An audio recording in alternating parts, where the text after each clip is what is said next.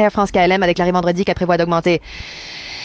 Air France-KLM a choqué toute l'industrie après avoir lancé une bombe concernant le nouvel Airbus A350F. C'est une annonce que personne n'avait vu venir, surtout de la part d'une compagnie aérienne qui partage une riche histoire de collaboration avec le constructeur aéronautique européen. Alors, qu'est-ce qu'Air France-KLM vient d'annoncer et quelles sont les implications potentielles de cette annonce sur la compagnie aérienne Airbus et les autres acteurs de l'industrie?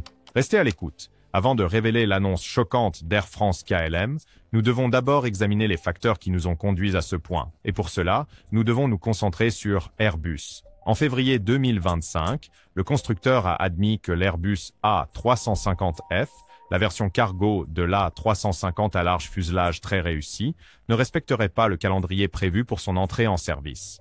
La société a cité des défis continus dans la chaîne d'approvisionnement impliquant spécifiquement Spirit AeroSystems. Les défis chez Spirit AeroSystems sont causés par la restructuration en cours suite à la réacquisition antérieure de l'entreprise par Boeing.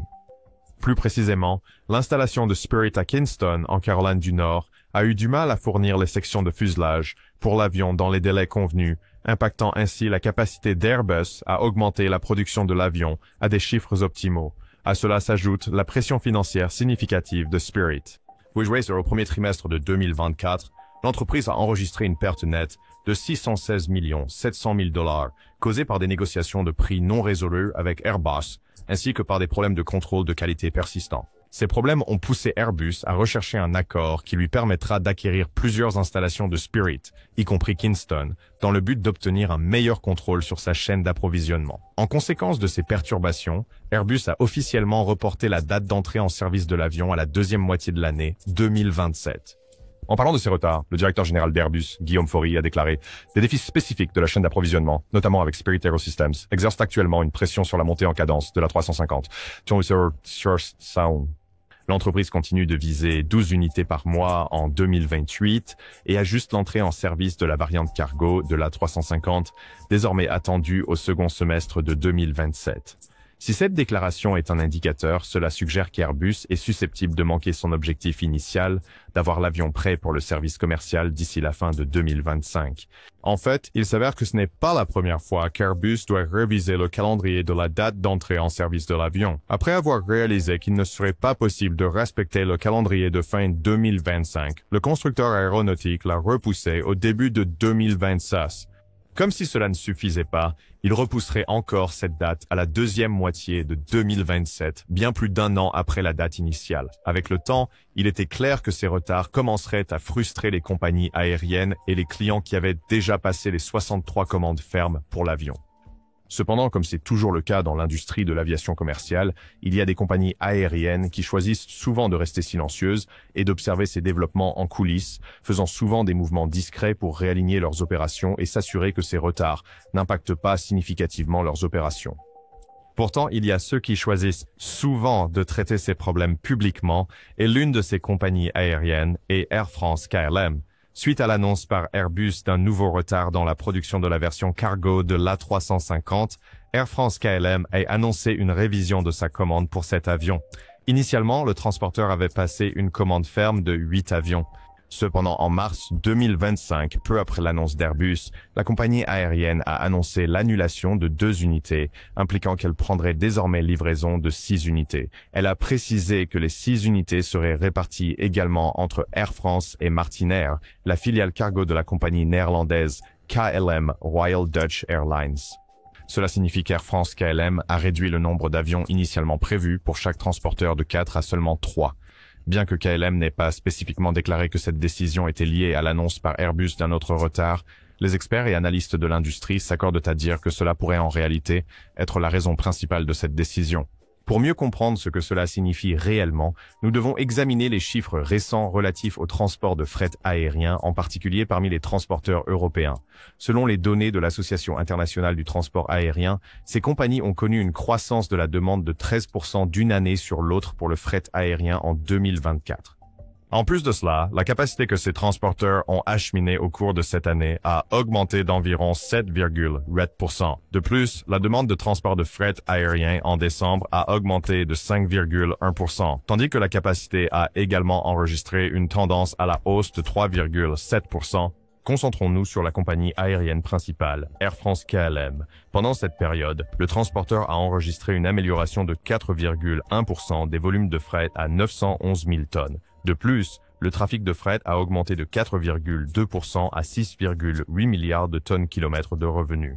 Et ce n'est pas tout. Le coefficient de charge du fret de la compagnie aérienne a enregistré une amélioration d'1,1 point de pourcentage pour atteindre 47,7%, tandis que la capacité a également augmenté d'1,8%. De plus, la compagnie aérienne a annoncé qu'en raison de la demande accrue pour les services de fret aérien en Asie, elle a décidé de déplacer l'un de ses vols de fret vers Hong Kong après une absence de presque une décennie.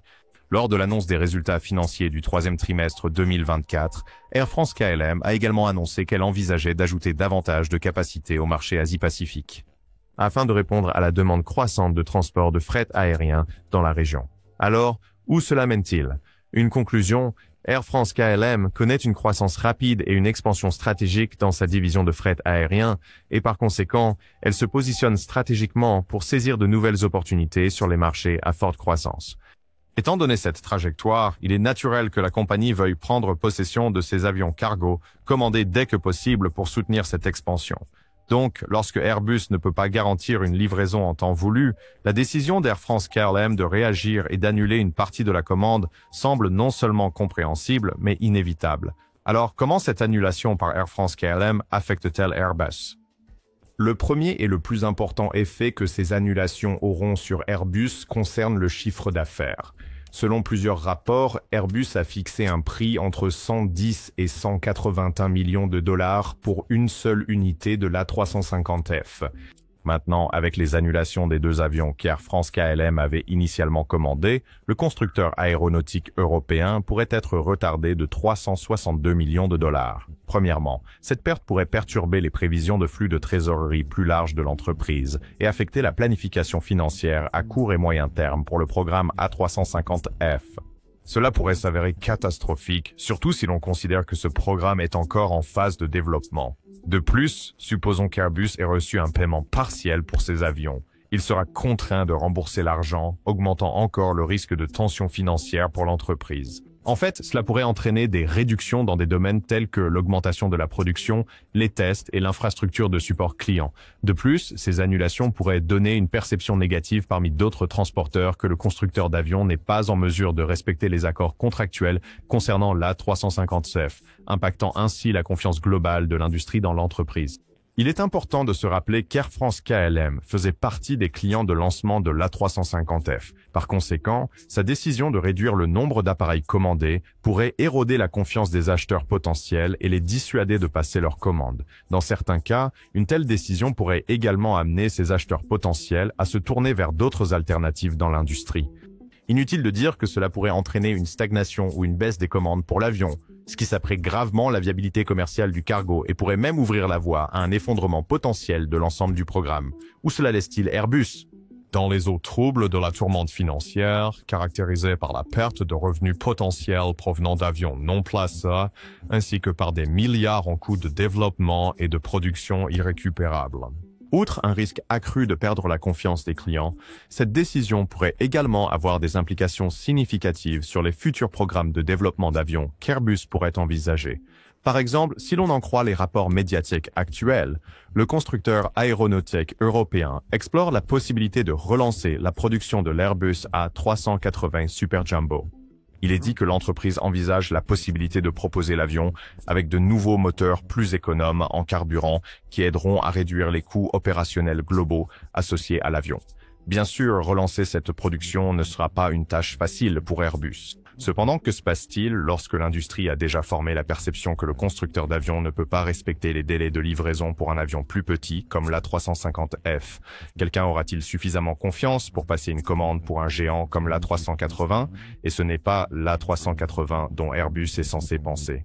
Au lieu de cela, les médias ont également rapporté que l'entreprise brûle l'huile de minuit alors qu'elle cherche à lancer la production de la variante la plus longue de la famille A350, l'A350-2000. Comme le programme A380, ce programme sera également complexe pour Airbus car il inclut l'allongement du fuselage de l'avion et s'assurer que le poids supplémentaire ne nécessite pas le développement de nouveaux moteurs pour l'avion. La même question se pose également. Que se passe-t-il avec le programme A350-2000 lorsque les clients potentiels ont déjà formé la perception qu'on ne peut pas faire confiance à Airbus pour honorer sa part d'un accord contractuel? Évidemment, ils éviteront ces avions, ce qui pourrait entraîner des investissements perdus pour Airbus. Et comme l'histoire l'a montré, de telles pertes pourraient même entraîner l'effondrement éventuel d'une entreprise. Cette décision d'Air France-KLM pourrait obliger Airbus à réviser ses calendriers de production et à ajuster les accords avec les fournisseurs.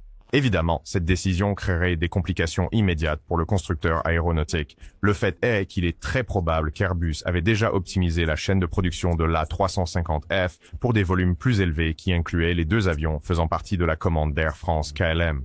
Cette décision pourrait avoir été uniquement destinée à répartir les coûts fixes, tels que l'outillage, la main-d'œuvre et l'installation des fournisseurs, sur un plus grand nombre d'unités. Avec la réduction des commandes d'avions par la compagnie aérienne, cela signifie que ces coûts fixes devront désormais être répartis sur un plus petit nombre de livraisons, augmentant ainsi le coût par unité. De plus, Airbus pourrait devoir renégocier avec ses fournisseurs, en particulier ceux qui avaient été contractés pour fournir des éléments à long délai, comme les sections de fuselage, le train d'atterrissage et l'avionique. Si cela se produit, cela pourrait potentiellement entraîner des pénalités imprévues ou des augmentations de coûts pour l'entreprise. De plus, nous devons garder à l'esprit que toute réduction soudaine de la production risque également de sous-utiliser la main-d'œuvre spécialisée et les actifs de fabrication, entraînant des inefficacités et du gaspillage. En bref, une réduction de commandes perturbe l'économie planifiée de la production, obligeant Airbus à absorber les costs supplémentaires ou à les répercuter sur les futurs clients, ce qui affaiblira inévitablement la viabilité financière globale du programme A350F. Comme nous l'avons déjà mentionné, Air France-KLM était l'un des clients de lancement de l'A350F, et par conséquent, son engagement envers le programme était considéré comme un fort soutien à l'avion. Cependant, cette réduction change tout. Le récit selon lequel Airbus est en position de développer un avion qui s'aligne avec les dynamiques changeantes de l'industrie s'affaiblit considérablement. Cela signifie que le constructeur d'avions pourrait maintenant devoir revenir à la planche à dessin et élaborer une nouvelle stratégie pour commercialiser l'avion auprès des clients potentiels. Cela inclut éventuellement l'augmentation des incitations ou l'offre de conditions de location et de financement plus favorables pour attirer les acheteurs. Airbus pourrait également avoir besoin d'intensifier son engagement avec les opérateurs actuels de l'A350 et de vendre le récit des avantages potentiels d'ajouter l'appareil à leur flotte. Ils pourraient capitaliser sur l'aspect de la commonalité de la flotte pour atteindre cet objectif. Passons à autre chose. Où cela laisse-t-il Boeing, le plus grand rival d'Airbus? Boeing tentera très probablement de tirer le meilleur parti de la situation. Cela implique que nous pourrions voir le constructeur aéronautique américain essayer d'attirer Air France-KLM en présentant ses propres avions comme la meilleure alternative. Dans ce cas, l'alternative la plus appropriée serait la nouvelle variante cargo du Boeing 777X. Bien que cet avion ne soit pas encore lancé, Boeing a déjà divulgué de nombreux détails à son sujet. Et il semble qu'il pourrait répondre à de nombreux critères que des transporteurs, tels qu'Air France-KLM, prennent en compte avant de prendre des décisions d'achat. Par exemple, il est prévu d'avoir un poids maximal au décollage d'environ 118,2 tonnes, soit 9,2 tonnes de plus que l'A350F. Ce tonnage supplémentaire pourrait être un argument de vente important que Boeing pourrait exploiter, car cela signifie pratiquement que la compagnie aérienne sera mieux positionnée pour transporter plus de fret en un seul vol. De plus, cela pourrait être utile dans des régions de l'Asie-Pacifique, comme Hong Kong, la Chine, le Japon et la Corée du Sud, qui ont récemment enregistré une augmentation significative de la demande de transport de fret aérien.